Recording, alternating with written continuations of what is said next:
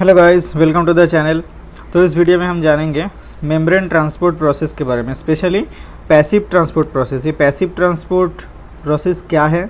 देखो, एक्चुअली जो membrane transport मतलब सेल मेम्ब्रेन के अक्रॉस जो सब्सटेंस का मतलब बाहर से अंदर, या फिर ये जो सेल अगर होता है या फिर अंदर से बाहर, या कुछ सब्सटेंसेस का मतलब डिफरेंट टाइप्स ऑफ सब्सटेंस को ट्रांसपोर्ट किया जाता है।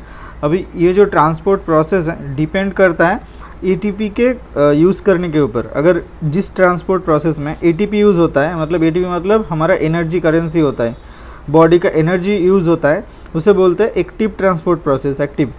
और जिसमें एटीपी यूज़ नहीं होता है वो होता है पैसिव ट्रांसपोर्ट प्रोसेस। एक्टिव में क्या होता है? कॉन्सेंट्रेशन ग्रेडियंट के अगेंस्ट कॉन्सेंट्रेशन ग्रेडियंट, ठीक है। और पैसिव ट्रांसपोर्ट जो है यहाँ पे according to concentration gradient, according to concentration gradient substances का ट्रांसपोर्ट होता है।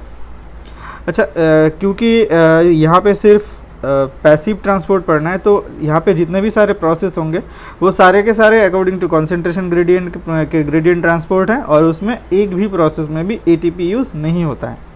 अच्छा, तो पैसिव ट्रांसपोर्ट देखते हैं। यहाँ पे मेनली 4 टाइप्स के हम देखते हैं पैसिव ट्रांसपोर्ट प्रोसेस। एक तो सिंपल डिफ्यूजन, सबसे कॉमन वाला जो है सिंपल डिफ्यूजन।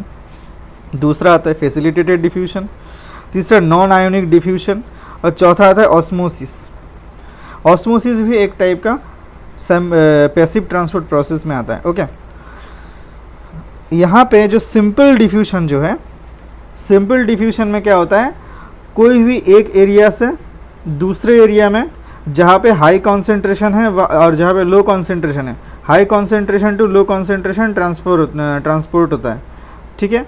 सब्सटेंसेस का मान लेते हैं यहाँ पे इतना सारा मॉलिक्यूल्स है और यहाँ पे बस 2 ही मॉलिक्यूल है या फिर 3-4 ऐसा। तो यहाँ से यहाँ पे जहाँ पे हाई कॉन्सेंट्रेशन होगा, जहाँ पे हाई कॉन्सेंट्रेशन होगा वहाँ से लो कॉन्सेंट्रेशन एरिया में सब्सटेंसेस का मूव होता है। लाइक देखो, और ये मूव होता है ऑब्वियसली एक बीच में एक परमिएबल मेम्ब्रेन रहेगा। अगर मतलब हमारे बॉडी में 2 सेल के बीच में जो सेल के बीच का जो मेम्ब्रेन है उसको हम अगर ऐसे ड्रॉ करते हैं, तो देखो 2 सेल के बीच का जो मेम्ब्रेन वो अगर परमिएबल रहता है उस सब्सटेंस के लिए, लाइक गैसेस, ऐसे कौन सा है? Like gas, diffusion of gas in the lung alveoli. Lung के एल्वियोलाई में जो गैस का डिफ्यूजन है वो एक टाइप का पैसिव ट्रांसपोर्ट प्रोसेस होता है, जहाँ पे एटीपी रिक्वायर्ड नहीं होता और ये high concentration to low concentration ये ट्रांसपोर्ट होता है। लो कॉन्सेंट्रेशन मतलब किस जगह पे? मतलब लंग एल्वियोलाई से ब्लड में आता है, ठीक है। ये वाला प्रोसेस सिंपल डिफ्यूजन मतलब हमारा diffusion of gas in lung alveoli, ये एक एग्जांपल है।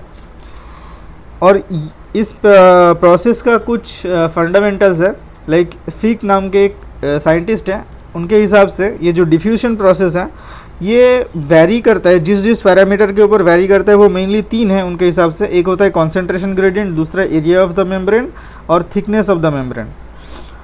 कॉन्सेंट्रेशन ग्रेडियंट मतलब 2 साइड के बीच में ये जो कॉन्सेंट्रेशन का जो डिफरेंस है वो कितना है? ज़्यादा है तो हाई कॉन्सेंट्रेशन ग्रेडियंट है, और लो है तो वो लो कॉन्सेंट्रेशन ग्रेडियंट। ग्रेडियंट मतलब हाई माइनस लो, ये है कॉन्सेंट्रेशन ग्रेडियंट, कॉन्सेंट्रेशन ग्रेडियंट। ये जितना ज़्यादा होगा मतलब हाई वाला पार्ट जितना हाई होगा और लो वाला पार्ट जितना लो होगा, मतलब बीच का डिफरेंस बहुत ज़्यादा होगा। तो जितना ज़्यादा हाई कॉन्सेंट्रेशन ग्रेडियंट होगा डिफ्यूजन प्रोसेस उतना ही ज़्यादा होगा, उतना डिफ्यूजन होगा, प्रोसेस उतना फास्ट होगा। डिफ्यूजन प्रोसेस डिपेंड करता है एरिया ऑफ द मेम्ब्रेन, कितना बड़ा एरिया लेकर के, मान लो इतना सारा डिफ्यूजन, बस इतने ही परमिएबल एरिया है। मान लो ये मेम्ब्रेन का सिर्फ इतना सा पार्ट ही परमिएबल है, तो और दूसरे एस्पेक्ट में क्या हो सकता है? इतना बड़ा पार्ट परमिएबल है, मतलब इतना बड़ा जगह मिल गया ये मॉलिक्यूल्स को मूव करने के लिए। यहाँ से भी मूव कर सकता है, यहाँ से भी मूव कर सकता है, यहाँ से भी बहुत सारी जगह से मूव कर सकता है। तो यहाँ पे बस थोड़ी सी जगह पे पहली बार क्या, अगर इतना सा अगर हमारा ये जो है परमेबल एरिया अगर होता है तो इतने थोड़ी सी जगह से थोड़ी सी मॉलिक्यूल पास होगा, तो मतलब वहाँ पे डिफ्यूजन रेट मतलब डिफ्यूजन का जो ट्रांसपोर्ट रेट बहुत स्लो होगा कंपेयर टू जितना अगर ये मेम्ब्रेन का एरिया अगर ज़्यादा होगा। तो ज़्यादा एरिया में से अगर डिफ्यूजन होगा तो इसका रेट भी, डिफ्यूजन प्रोसेस का रेट भी बहुत ज़्यादा होगा। तो वही है, it is directly proportional to area of the membrane. अब देखो diffusion process inversely proportional to the thickness of the membrane. ये मेम्ब्रेन अगर इतना मोटा होता, इतना मोटा, जहाँ पे इतना स्लिट लाइक एक मेम्ब्रेन हम ड्रॉ किए हैं वहाँ पे इतना मोटा अगर होता है तो यहाँ पे जो मॉलिक्यूल है इसका ट्रांसपोर्ट रेट बहुत स्लो हो जाएगा, ये बोलता है ये लॉ। अगर ये दो एरिया के बीच का मतलब जहाँ जहाँ पे ट्रांसपोर्ट हो रहा है उसके बीच का जो मेम्ब्रेन है इसका थिकनेस अगर ज़्यादा हो जाता है तो डिफ्यूजन रेट घट जाएगा। तो इसलिए यही लिखा है डिफ्यूजन इज़ इन्वर्सली प्रोपोर्शनल, ज़्यादा थिकनेस होगा तो डिफ्यूजन बहुत कम होगा। अच्छा, तो इस तीनों का अगर मिला है एक साथ तो क्या मिलता है, diffusion is directly proportional to concentration gradient into area of the membrane. मतलब क्योंकि ये दोनों क्योंकि डायरेक्टली प्रोपोर्शनल था तो इन दोनों का समेशन मतलब सॉरी मल्टीप्लिकेशन डिवाइडेड बाय कितना होता है, थिकनेस ऑफ द मेम्ब्रेन, क्योंकि ये इन्वर्सली प्रोपोर्शनल है। ये है, ये जो लॉ है मतलब ये जो डिफ्यूजन का पैरामीटर्स, ये 3 पैरामीटर्स जो है ये अकॉर्डिंग टू फिक है। फिक के हिसाब से ये 3 पैरामीटर के ऊपर डिफ्यूजन डिपेंड करता है। लेकिन इसके अलावा भी और 2 ऐसे पैरामीटर हैं जिसके ऊपर डिफ्यूजन रेट डिपेंड कर सकता है। एक होता है लाइपिड सॉल्युबिलिटी, दूसरा होता है साइज ऑफ द पार्टिकल, मतलब जो डिफ्यूज़ हो रहा है, size of the particle. Solubility अगर ज़्यादा होगा लाइपिड सॉल्युबिलिटी, क्योंकि डिफ्यूजन हो रहा है जो मेम्ब्रेन के बीच में, ये जो मेम्ब्रेन है जो दोनों एरिया के बीच का जो मेम्ब्रेन है ये लाइपिड, ये क्या है, लाइपिड बाइलेयर है, मेनली बाइलेयर। अगर इसके थ्रू पास करना है तो उस सब्सटेंस को लाइपिड सॉल्युबल ही होना पड़ेगा। लाइपिड सॉल्युबिलिटी जितना ज़्यादा होगा ये मेम्ब्रेन उतना परमिट करेगा इसके थ्रू पास करने के लिए मॉलिक्यूल्स को। तो इसीलिए मेम्ब्रेन सब्सटेंस को जो डिफ्यूज़ हो रहा है उसका लाइपिड सॉल्युबिलिटी के ऊपर डिपेंड करता है डिफ्यूजन रेट। ज़्यादा लाइपिड सॉल्युबिलिटी, ज़्यादा diffusion. Size of the particle, जाहिर सी बात है यहाँ पे जो मेम्ब्रेन होता है जो एक्चुअली सेमी परमेबल टाइप का होता है मेम्ब्रेन, तो अगर साइज़ मॉलिक्यूल का साइज़ अगर बड़ा होगा तो वो डिफ्यूजन उसका नहीं होगा। जितना छोटा साइज़ होगा उतना ज़्यादा डिफ्यूजन होगा। इसीलिए गैस का डिफ्यूजन बहुत फास्ट होता है। और कुछ मॉलिक्यूल का सब्सटेंस जिसका साइज़ बड़ा हो जाए, लाइक तुम्हारा ग्लूकोज का ट्रांसपोर्ट, वो तो होता ही नहीं है, उसके लिए फैसिलिटेट, वो बाद में जानेंगे। ग्लूकोज का मॉलिक्यूल का साइज़ बड़ा होता है, इसलिए उसके लिए क्या चाहिए होता है देखो बाद में देखते हैं, फैसिलिटेट डिफ्यूजन का पार्ट है वो। क्लिनिकल कोरिलेशन क्या है सिंपल डिफ्यूजन का, देखो एम्फाइसेमा नाम की एक डिसऑर्डर है और दूसरा होता है पाल्मोनरी फाइब्रोसिस। यहाँ पे दोनों में ही डिफ्यूजन ऑफ गैस मतलब पाल्मोनरी मेम्ब्रेन में मतलब लंग्स में डिफ्यूजन, गैस का डिफ्यूजन डिक्रीज हो जाता है, लेकिन दोनों का मैकेनिज्म अलग है। एम्फाइसेमा में क्या होता है, वो रेस्पिरेटरी मेम्ब्रेन डिस्ट्रॉय हो जाता है, डिस्ट्रक्शन ऑफ रेस्पिरेटरी मेम्ब्रेन। यहाँ पे जो respiratory membrane surface area, membrane destroy हो जाने का मतलब क्या है, वो उसका सरफेस एरिया जितना सारा सरफेस एरिया में वो डिफ्यूज़ हो सकता था उसका एरिया कम हो जा रहा है, सरफेस एरिया कम हो रहा है। अगर सरफेस एरिया कम होगा उसका मतलब डिफ्यूजन का मतलब गैस का डिफ्यूजन बहुत कम होगा। और पल्मोनरी फाइब्रोसिस मतलब फाइब्रस लाइक सब्सटेंस वो डिपॉजिट होता है, इस ऐसे एक थिकनेस, जो मेम्ब्रेन का थिकनेस इंक्रीज हो जाता है वहाँ पे पल्मोनरी फाइब्रोसिस में। फाइब्रस लाइक सब्सटेंस डिपॉजिट होने से मतलब वो इसका मेम्ब्रेन का थिकनेस बढ़ जाता है और इसके वजह से डिफ्यूजन, अगर थिकनेस इंक्रीज करेगा तो ये थिकनेस के साथ इन्वर्सली प्रोपोर्शनल है और मेम्ब्रेन सरफेस एरिया के साथ डायरेक्टली प्रोपोर्शनल है। एरिया घटेगा तो डिफ्यूजन भी घटेगा, थिकनेस के साथ इन्वर्सली प्रोपोर्शनल, ये थिकनेस ज़्यादा होगा तो भी डिफ्यूजन ऑफ गैस घटेगा। तो ये है दो हमारा क्लिनिकल केस का मतलब कोरिलेशन। इसके बाद आता है फैसिलिटेटेड डिफ्यूजन। फैसिलिटेटेड मतलब फैसिलिटेट कर रहा है डिफ्यूजन को, नाम में ही है। डिफ्यूजन को फैसिलिटेट करता है। क्या फैसिलिटेट करता है? देखो यहाँ पे भी ट्रांसपोर्ट जो है high concentration to low concentration होता है, लेकिन नॉर्मली हो नहीं सकता है, नॉर्मल कंडीशन में हो नहीं सकता है दोनों मेम्ब्रेन के बीच में। यहाँ पे इस मॉलिक्यूल को यहाँ से यहाँ पर जाना है, ये नहीं होता है। तो ये होने के लिए क्या होता है, ट्रांसपोर्ट होने के लिए क्या ज़रूरत होता है? कैरियर। यही कैरियर सपोर्ट, ये जो कैरियर प्रोटीन जो है, एक्चुअली प्रोटीन है, प्रोटीन कैरियर प्रोटीन जो है ये हेल्प करता है या फिर फैसिलिटेट करता है डिफ्यूजन को। ग्लूकोज का जो ट्रांसपोर्ट है मेम्ब्रेन के अक्रॉस, उसका एक रिसेप्टर है, मतलब ट्रांसपोर्टर है, जो कि होता है ग्लूकोज ट्रांसपोर्टर और ग्लूट्स, जिसका नाम है शॉर्ट फॉर्म में GLUTS। ठीक है जी। तो ग्लूट्स जो है, ग्लूट जो रिसेप्टर एक कैरियर प्रोटीन है जो फैसिलिटेटेड ट्रांसपोर्ट के थ्रू, फैसिलिटेटेड डिफ्यूजन के थ्रू ग्लूकोज को बाहर से अंदर या फिर अंदर से बाहर ट्रांसपोर्ट करता है according to concentration gradient. According to concentration gradient transport होता है। यहाँ पे कोई भी ATP यूज़ नहीं होता, क्योंकि क्यों हो रहा है ये?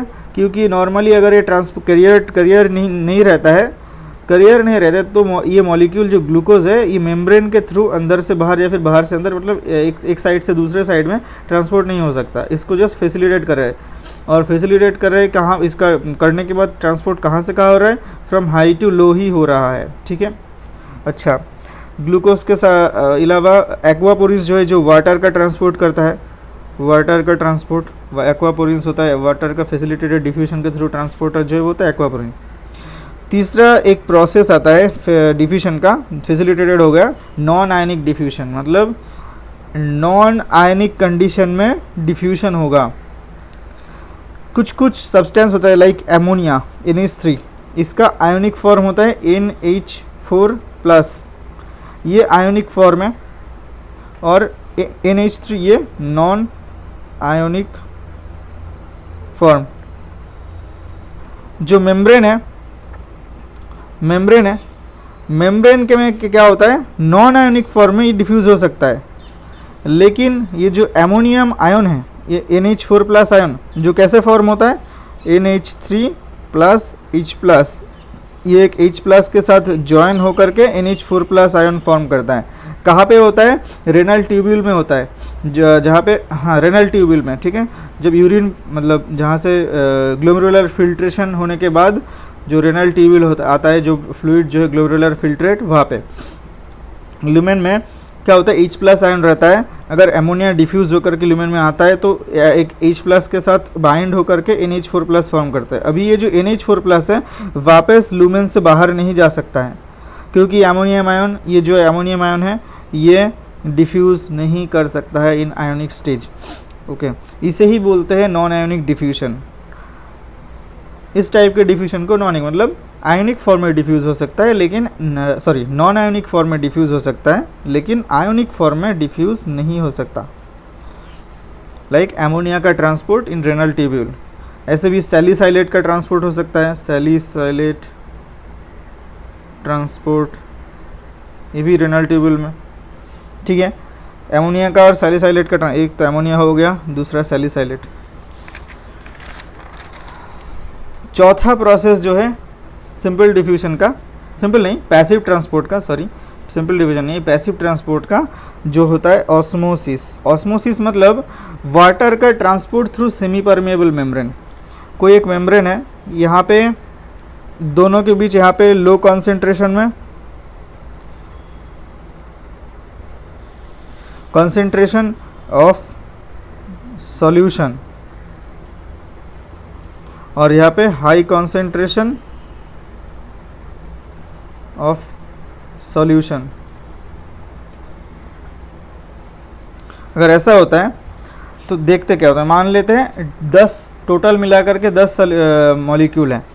यहाँ पे चीनी का सॉल्यूशन है, मान लेते हैं चीनी का सॉल्यूशन हाई, यहाँ पे क्या है, लो कॉन्सेंट्रेशन सॉल्यूशन बनाते हैं। मतलब मान लेते हैं यहाँ पे 1 है शुगर का दाना और 9 होता है वाटर। 1 2 3 4 5 6 7 8 9। जो वाटर का मॉलिक्यूल है उसे हम W लिखे हैं और जो शुगर का मॉलिक्यूल है उसे हम S लिखे हैं। एक हमारा शुगर का मॉलिक्यूल है और 9 हमारा कितना है वाटर का। तो इसका कंसंट्रेशन क्या होता है 1/10, मतलब 0.1 ऐसा कुछ आता है सॉल्यूशन का कंसंट्रेशन, लो कंसंट्रेशन, ठीक है, शुगर का कंसंट्रेशन यहाँ पे। और हाई कंसंट्रेशन यहाँ पे मान लेते हैं 4 शुगर मॉलिक्यूल, 1 2 3 4, ये 4 शुगर हैं और बाकी 6 हैं, 6 से 10 कंप्लीट करना होगा, बाकी 6 वाटर, 1 2 3 4 5 6 वाटर मॉलिक्यूल है।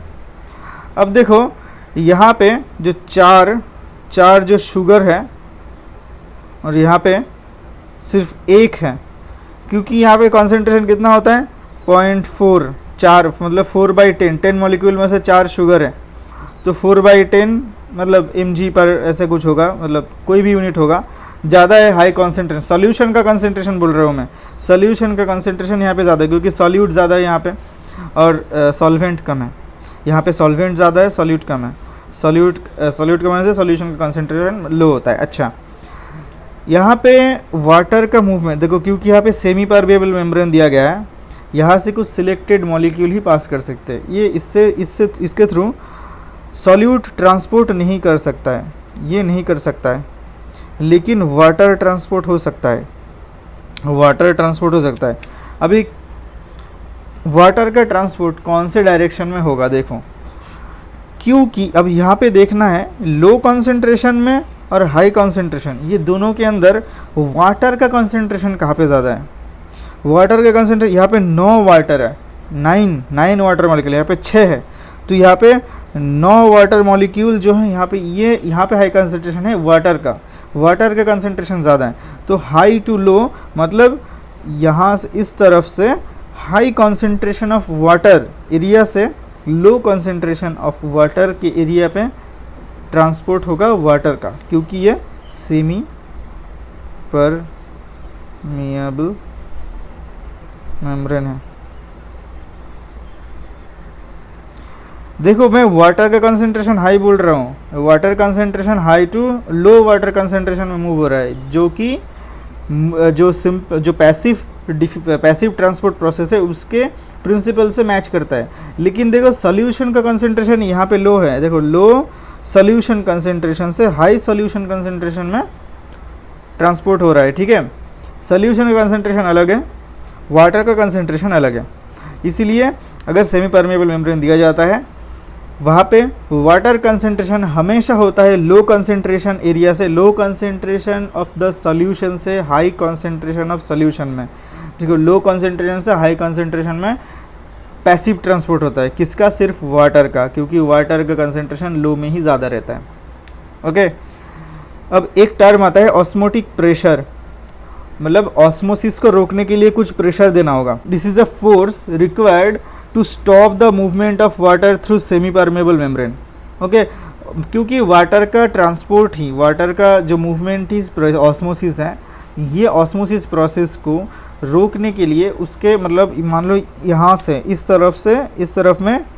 तरफ में ऑस्मोसिस हो रहा है, ऑस्मोसिस, तो हमारा ऑस्मोटिक प्रेशर लगेगा इस डायरेक्शन में, ओपी मतलब दूसरे विपरीत डायरेक्शन में लगेगा, तो ही ये ऑस्मोटिक मतलब हमारा जो मूवमेंट है वाटर का वो रुक सकता है।